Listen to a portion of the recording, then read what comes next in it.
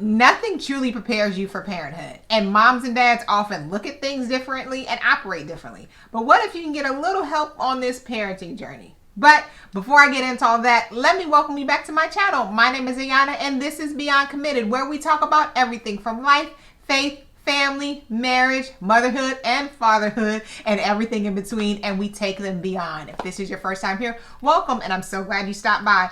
And make sure you're not a stranger. Press that subscribe button below and turn on your notifications so you don't miss a video. All right, now let's dive right in.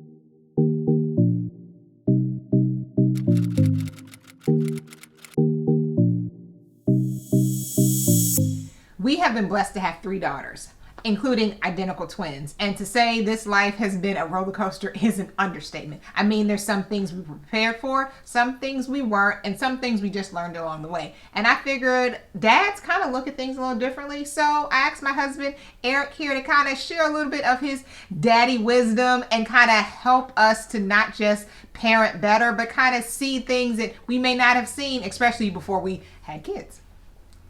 Yeah, thanks for that, Ayana. I think there are a few things I want to be able to share. The first being like the fact of becoming a parent is such a blessing.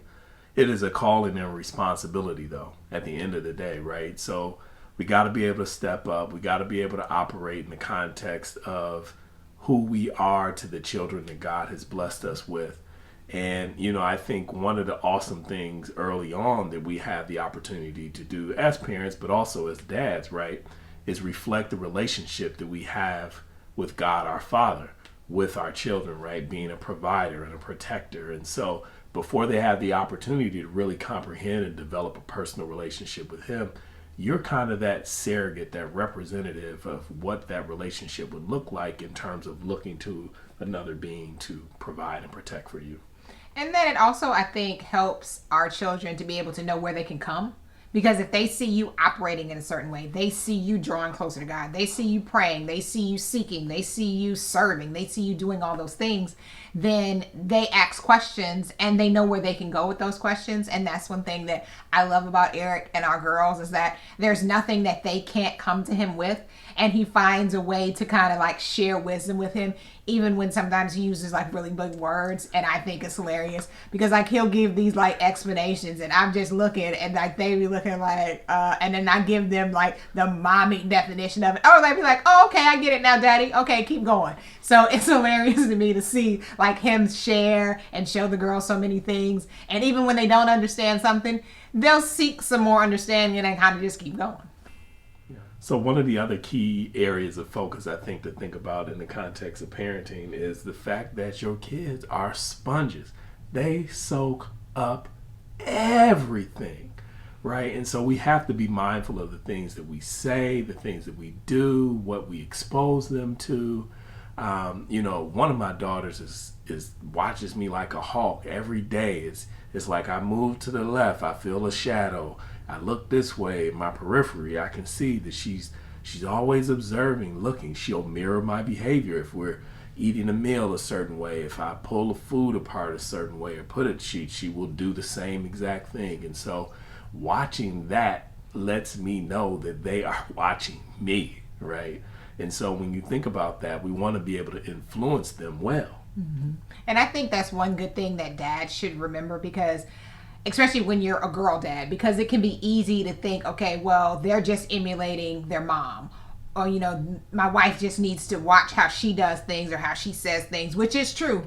Because my girls want to do and be all that I am. And then sometimes I'll be like, okay, baby girl, you still a baby girl, okay? We have not gotten to this stage of life to where you can do these things. Or I also give them like information about, okay, well, if you want to do that, then this is how you should do it. These are the things I have to do before I get to do that. So they kind of see, okay, I got to work towards that, or it's a process. Or, okay, I may not want to do that because mommy has to do some things she may not want to do, you know, or whatever the case may be. But our daughters watch their dads as well a lot. And it's not just in ways that they do things, but also in way they will interact with other men and future spouses, guys they date. So, you know, being mindful of how you act as a dad, how you treat her mom, how you treat other women just in general, and how you treat people, how you serve, how you give, how you love. It's so important because they're watching and they'll be mirroring that in their lives or looking for someone to mirror that,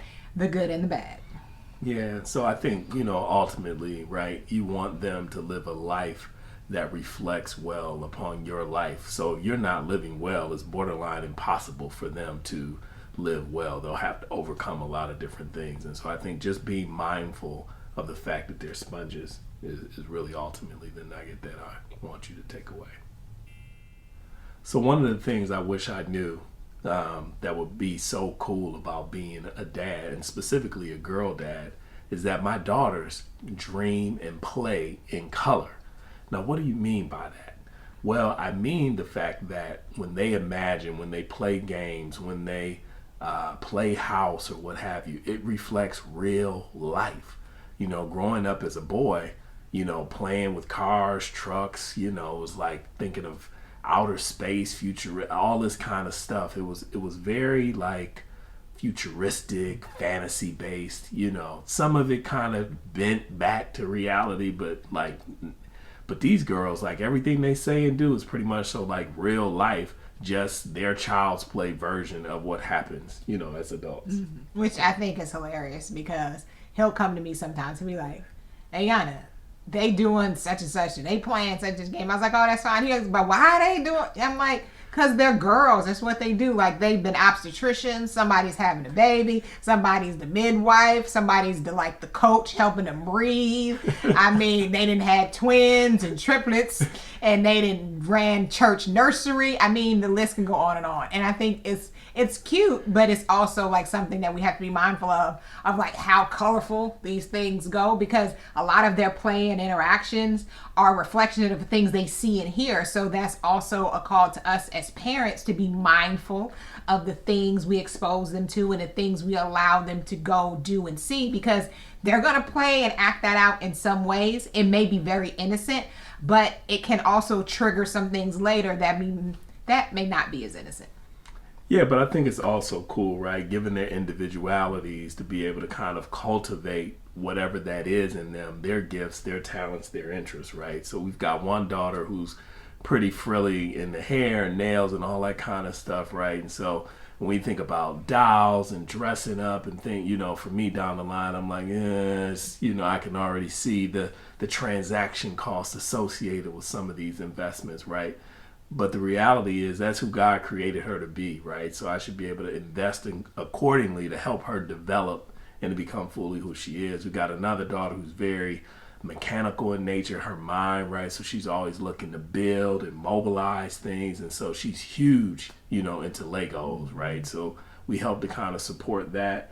And then I got another daughter who's into a lot of different things, right? But even, you know, early on as a preschooler, she demonstrated some interest in health professions, whether that was being a dentist or, OB. There have been a number of things, right? So exposing her as well to different things has been interesting. And so it's like, be mindful, pick up on those nuggets when they're playing and doing different things and they're dreaming in color, that's their reality and could be their reality. So... And I'd also, as moms, like there's so many different ways we can support that. It's like with my one daughter who likes to do hair and nails. She has one of those like head dolls that like beauticians use. So I bought her one of those and she does her hair. We call her Kiki. Kiki gets her hair done in different styles and she's learning how to braid. And when I wash their hair, I let her help me wash her sister's hair so she can kind of see how that works, and she helps to kind of detangle and condition her, you know, just simple things she can do now, because over time I've already told her, like, baby girl, this gonna be your job in a few years. Mommy's gonna stop doing the hair in the house and I'm gonna let you do it. And I told her if she ever wants to become a salon owner, which she does, I'm like, I will be your first paying customer and you can do my hair anytime. And then like my other daughter, like she likes Legos and all that, so like she has a full Lego corner in the playroom because that's her thing. So we're trying to like cultivate that in her. And then my other daughter who wants to, depends on the day, kind of what she intrigues her. I'm like, you know, whatever you want to do, I'm here for it and I'll support it. So like we've talked to our dentist. So, you know, whenever she kind of gets the inclination or truly wants to commit to kind of looking in that direction, our family dentist is going to let her come shadow her for a little while. I have a sister who's a nurse. I'm a pharmacist. He has his PhD. So there's so many different ways and different people that we have in our lives that we can kind of expose them to and get them kind of thinking and moving in whatever direction God has for them. But we're really excited to just be along on the ride and just kind of see kind of how it unfolds. All right, that's it for today. And I want to know, what's one thing you wish you knew before you became a mom or a dad, or one thing you wish your spouse knew before y'all became parents? Let us know in the comment box below. And if you like this video, make sure you give it a thumbs up and press that subscribe button and turn on notifications so you don't miss a video. All right, now, until we see you again, bye.